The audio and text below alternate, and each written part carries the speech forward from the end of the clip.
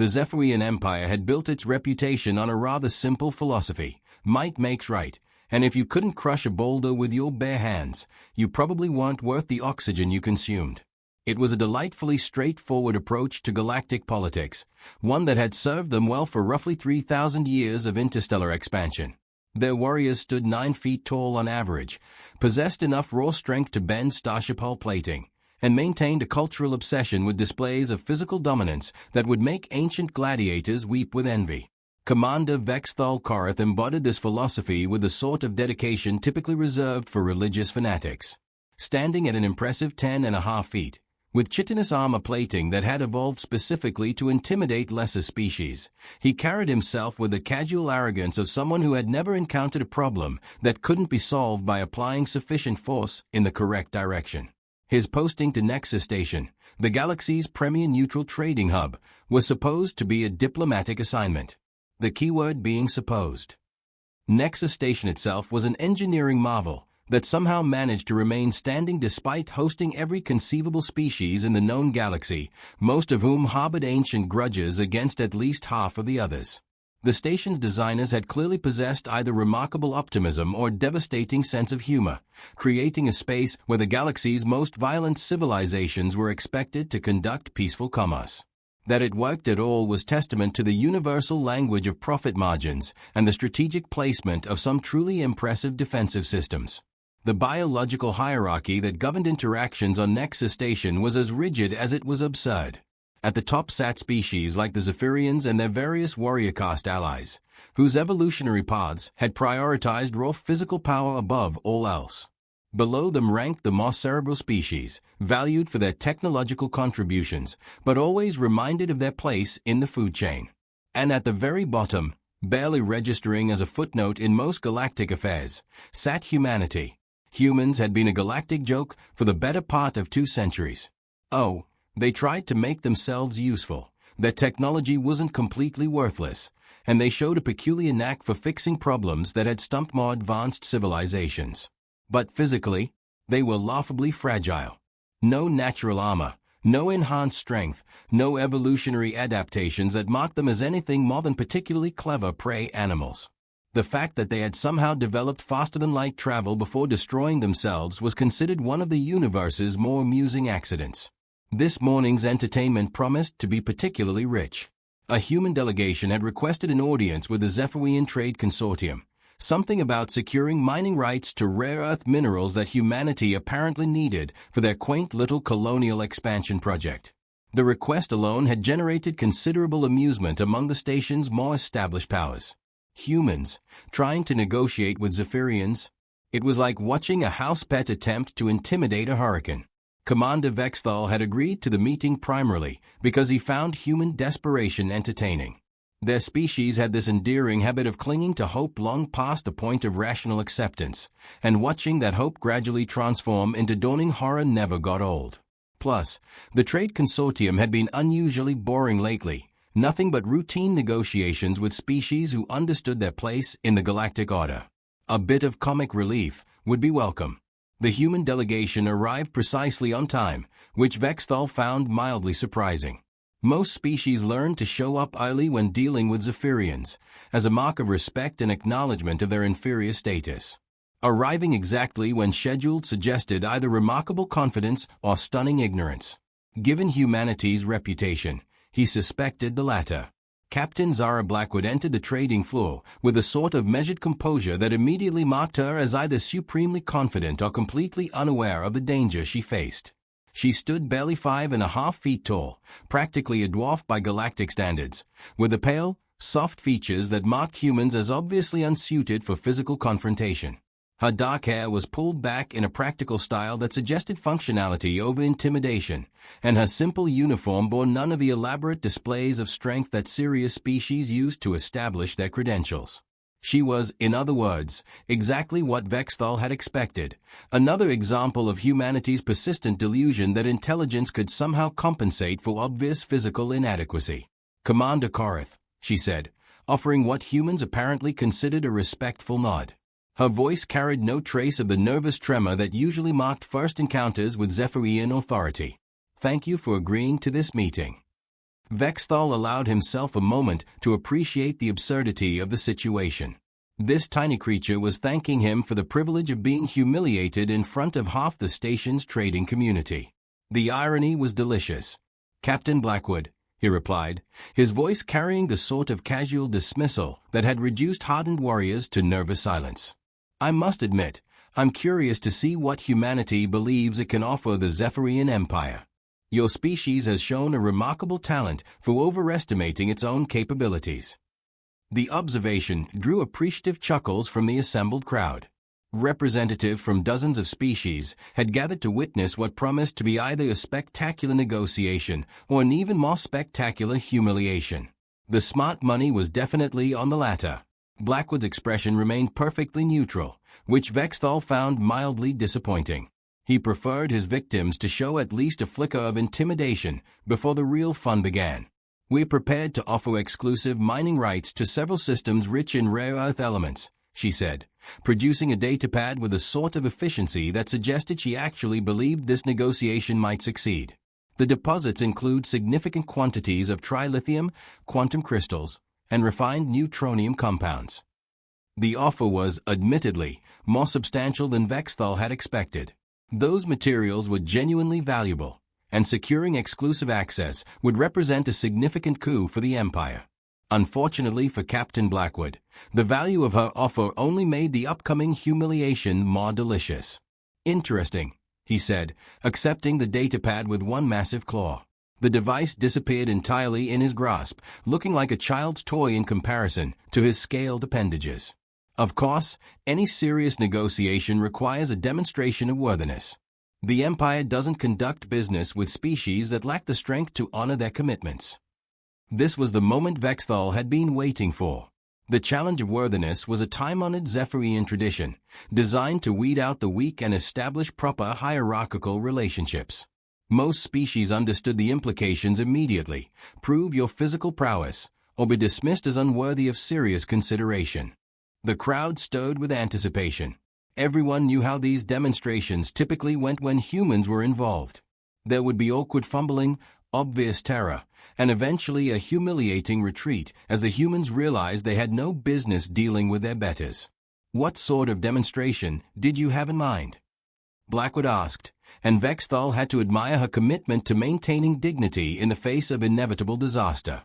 "Something appropriate to your capabilities," he said, allowing his mandibles to spread in what most species recognized as a predatory grin. "Perhaps you could attempt to move this." He gestured toward a standard cargo container sitting nearby, a modest cube of reinforced metal that happened to weigh approximately 3 tons when empty. It was the sort of casual test that most serious species could handle without breaking a sweat, but which would be utterly impossible for human physiology. The crowd's anticipation was almost palpable. This was a moment when human pretensions would collide with physical reality, and everyone wanted to witness the spectacular failure that would inevitably follow. Blackwood walked over to the container with the sort of measured pace that suggested she was actually taking the challenge seriously. She circled it once, examining the construction with a sort of attention to detail that might have been admirable in other circumstances. "Hey, it simply looked like desperate stalling." "Interesting design," she murmured, running her fingers along the container surface. "Standard Nexus Station cargo unit, reinforced polymer construction over a trilithium steel frame. Weight distribution suggests approximately 3.2 tons when empty." Her casual assessment of the container's specifications drew a few surprised murmurs from the crowd. Most species would have attempted to move the thing immediately, relying on brute force to achieve the desired result. Humans, apparently, felt compelled to analyze everything first. "Very thorough," Vexthal said, making no attempt to hide his amusement. "Unfortunately, analysis doesn't move cargo. Perhaps you'd like to attempt the actual challenge." What happened next defied every expectation the assembled crowd had developed over centuries of dealing with humanity. Instead of attempting to lift, push, or otherwise physically manipulate the container, Blackwood pulled out a small device that looked remarkably like a standard personal communicator. She pressed several buttons in rapid succession, and the container suddenly began to glow with a soft blue radiance. "Gravitational field manipulation," she said conversationally, as if discussing the weather. Humans developed the technology about 50 years ago, but we've been improving the efficiency. This particular unit can reduce effective mass by approximately 97% while maintaining structural integrity. The container rose slowly into the air, rotating gently as it floated 3 feet above the deck plating. Blackwood guided it through a series of complex maneuvers with casual gestures, making the 3-ton object dance through the air like a child's balloon. The silence that followed was the sort typically associated with mass extinctions or the heat death of the universe. Of course, Blackwood continued, as if she hadn't just casually violated several fundamental assumptions about human capabilities, we found that most species focus so heavily on raw physical strength that they overlook more elegant solutions to common problems. She lowered the container back to its original position with a sort of precision that suggested she could have threaded it through a needle if necessary. The gravitational field dissipated, and the container settled back onto the deck with a solid thunk that emphasized just how impressive the preceding demonstration had been. "Neat trick," Vexthal said, fighting to keep his voice level. The casual dismissal he'd intended came out sounding more like grudging respect, which was not at all the tone he'd been aiming for. "Oh, that's just the basic model," Blackwood replied, and there was something in her tone that suggested she was enjoying herself far more than the situation seemed to warrant. "We've developed some truly interesting applications for the technology. Would you like to see?" Before Vexthal could formulate a response that didn't sound like either obvious stalling or outright panic, Blackwood had activated several more devices. The air around the cargo container began to shimmer with what looked suspiciously like an energy field. "Selective gravity manipulation," she explained, as the container began to compress itself into impossible shapes. "By creating localized fields of varying intensity, we can reshape virtually any material without applying direct physical force. It's particularly useful for mining operations. Instead of blasting through our deposits and hoping for the best, we can extract specific minerals without disturbing the surrounding matrix." The container folded itself into an intricate sculpture that somehow managed to maintain its structural integrity despite being twisted into configurations that should have been physically impossible. Then, with another casual gesture from Blackwood, it unfolded itself back into its original cubic form. The demonstration was undeniably impressive, but Vexthal wasn't ready to concede defeat just yet. After all, technological tricks were all well and good, but they didn't address the fundamental question of human worthiness. "Very clever," he said, putting enough condescension into his tone to make it clear that he wasn't particularly impressed by humanity's tendency to substitute gadgets for genuine capability. "Unfortunately, technology has a tendency to fail at inconvenient moments. What happens when your clever little devices break down?" It was a fair question, and one that cut to the heart of humanity's fundamental weakness. They relied on tools because they lacked the inherent capabilities that marked truly superior species. Remove those tools, and they reverted to being exactly what they appeared to be: soft, fragile creatures with delusions of adequacy. "An excellent point," Blackwood said, and proceeded to do something that redefined Vexthal's understanding of human psychology. She smiled. It wasn't the nervous smile of someone trying to maintain composure in the face of superior force. It wasn't the desperate smile of someone hoping to charm their way out of an impossible situation. It was the sort of smile that suggested she knew something that everyone else in the room had missed and was looking forward to sharing that knowledge. "Let me show you what happens when human technology fails," she said, setting her gravitational manipulator aside with the sort of careful precision that suggested it was, indeed, quite valuable. What followed was a masterclass in applied physics that would have impressed university professors and terrified military strategists in equal measure. Blackwood walked back to the cargo container and began her examination again, but this time her movements carried a different quality. Where before she had been analytical, now she was purposeful. She identified stress points in the container's construction, traced load-bearing elements, and examined the junction points where different materials had been fused together. "The thing about human weakness," she said, running her fingers along what appeared to be a completely unremarkable section of the container's frame, "is that it's forced us to become very good at finding weaknesses in other things." She pressed her thumb against a specific point on the container's surface, applying what looked like minimal pressure. There was a sharp crack, and suddenly an entire panel of the container's sidewall was hanging loose, its structural integrity completely compromised.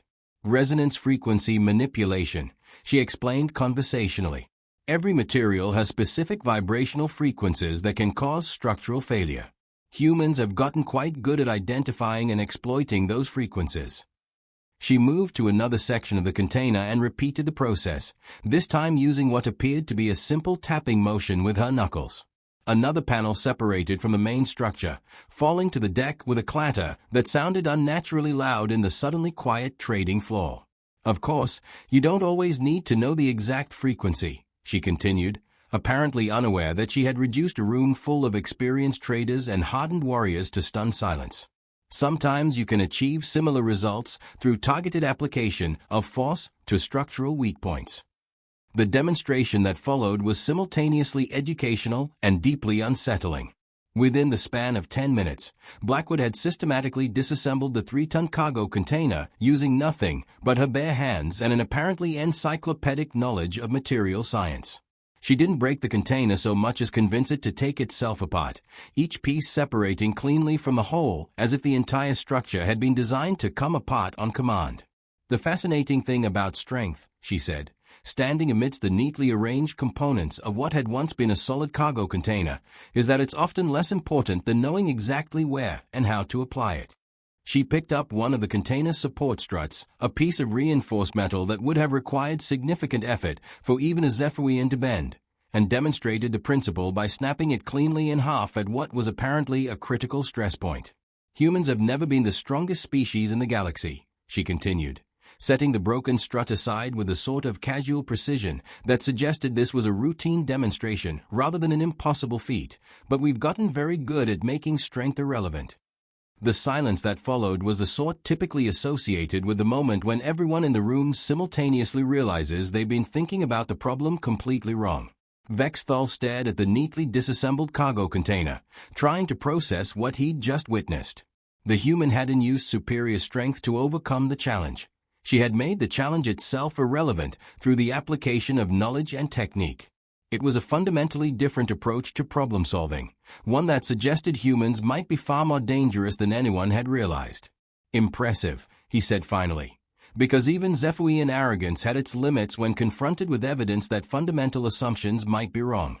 Though I'm curious how such techniques might apply to more personal encounters. It was a last-ditch attempt to salvage something from the situation, and everyone in the room knew it. The challenge was clear. Impressive as a demonstration had been, could the human actually defend herself against a superior opponent?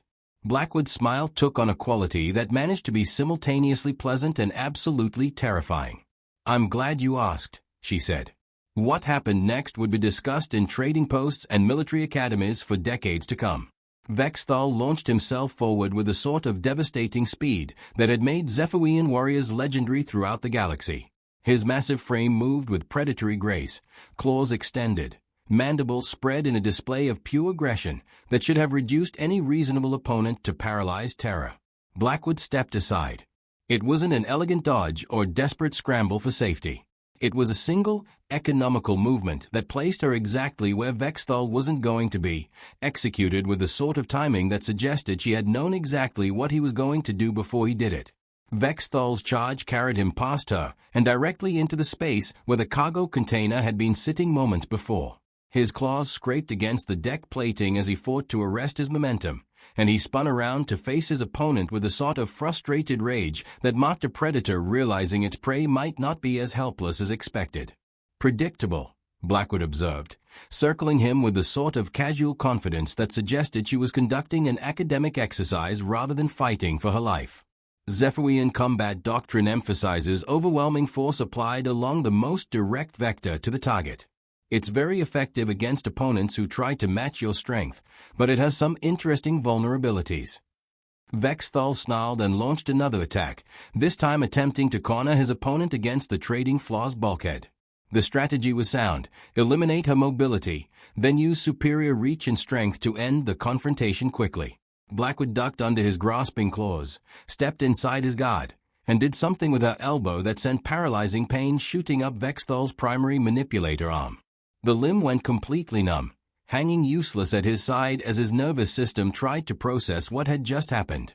Nerve clusters, she explained, dancing away from his retaliatory strike with infuriating ease. Every species has them, and they are usually located in predictable anatomical positions. Humans have had to get very good at finding them, since we can't rely on superior strength to win confrontations. The fight that followed was less a battle than a systematic demonstration of everything that was wrong with Zephyrian assumptions about combat effectiveness. Every attack Vexthal launched was anticipated, redirected, or simply avoided through minimal effort. Meanwhile, Blackwood's responses were precisely targeted to exploit physiological vulnerabilities that he hadn't even known he possessed. She didn't try to overpower him. That would have been impossible given the vast difference in their physical capabilities. Instead, she systematically disabled his ability to fight back, targeting nerve clusters, pressure points, and joint articulations with surgical precision. Each strike was calculated to produce maximum disruption with minimal effort, leaving Vexthal increasingly frustrated and less capable of mounting effective offense. The final insult came when she somehow managed to use his own momentum against him, sending the 10-and-a-half-foot warrior crashing to the deck in a tangle of limbs that would have been comedic if it hadn't been so definitively humiliating.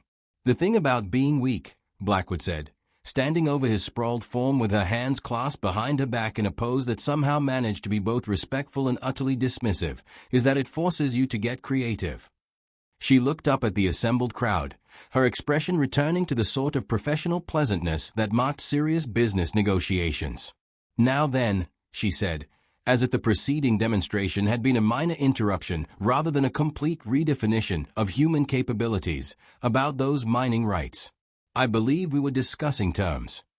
The silence that followed was broken only by the sound of Vexthal attempting to regain both his footing and his dignity.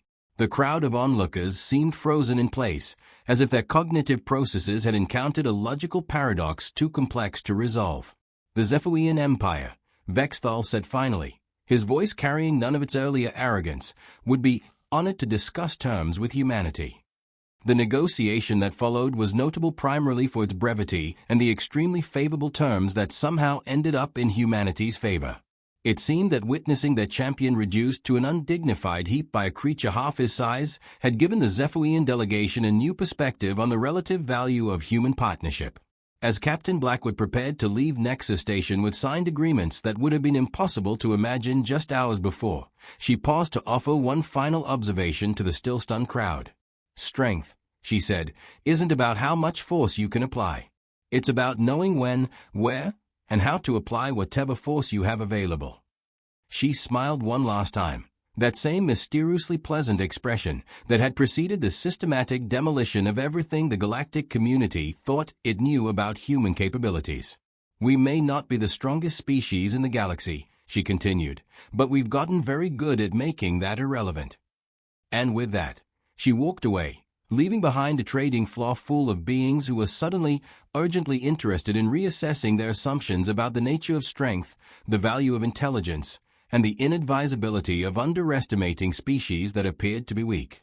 Commander Vexthal, still nursing bruises that would take weeks to heal, watched her go and reflected on the painful lesson he'd just learned about the difference between appearing strong and actually being dangerous. It was, he realized, a distinction that might prove crucial in the years to come, as humanity began to assert its place in a galactic order that had been built on assumptions that were rapidly proving to be incomplete at best and catastrophically wrong at worst. The universe, it seemed, was about to become a much more interesting place.